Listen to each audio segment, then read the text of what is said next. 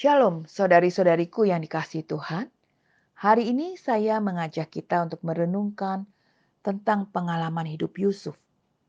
Bagaimana ia tetap kuat dalam menjalani proses yang Tuhan izinkan terjadi dalam hidupnya, walaupun itu tidak mudah. Sebagai anak kesayangan Yakub, ayahnya, kehidupan Yusuf yang nyaman berubah drastis setelah dia dijual oleh saudara-saudaranya sebagai budak dan kemudian dia dibawa ke Mesir.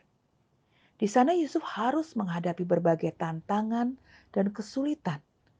Setelah difitnah oleh istri majikannya, Yusuf dipenjarakan tanpa ia mengetahui kapan ia akan dibebaskan.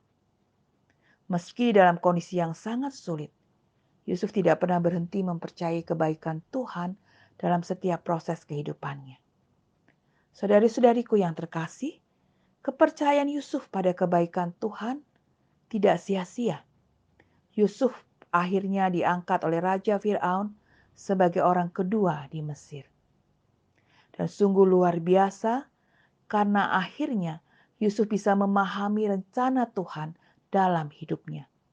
Dalam Kejadian 50 ayat 20, Yusuf mengatakan kepada saudara-saudaranya yang bertemu kembali dengan dia di Mesir, "Memang kamu telah mereka-rekakan yang jahat terhadap aku.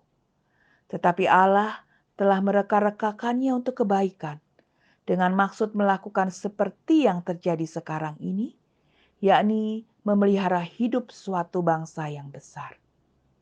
Para wanita yang dikasihi Tuhan, seperti Yusuf, kita semua pasti memiliki tantangan dan kesulitan dalam hidup kita. Mungkin ada saat-saat kita merasa seperti Yusuf, disingkirkan, dimusuhi, dikhianati, dan dilupakan. Namun yang bisa kita pelajari dari kehidupan Yusuf adalah mari kita terus mempercayai kebaikan Tuhan. Dan itu menjadi kekuatan dalam hidup kita untuk menjalani proses yang Tuhan izinkan untuk kita alami dalam kehidupan ini. Tuhan sedang bekerja meskipun kita mungkin tidak melihat atau memahaminya. Dia memiliki rencana dan tujuan yang lebih besar dari apa yang bisa kita lihat atau pahami.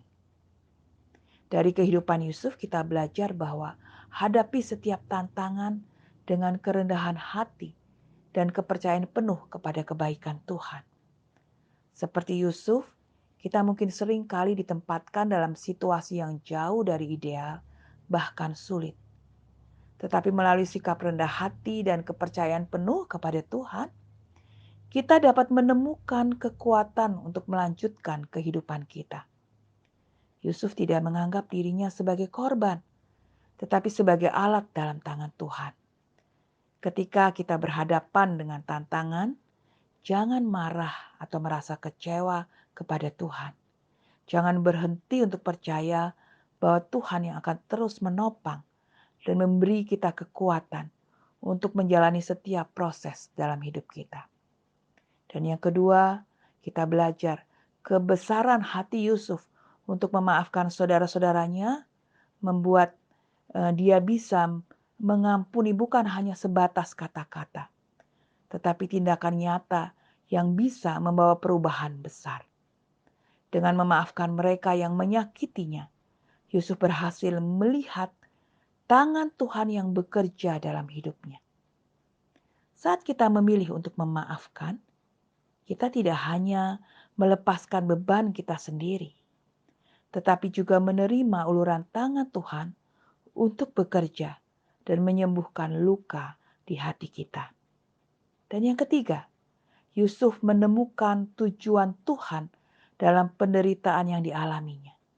Yusuf melihat bahwa Tuhan mempunyai tujuan yang lebih besar dalam hidupnya dan untuk sampai ke tujuan tersebut harus ada proses yang harus dijalani Yusuf.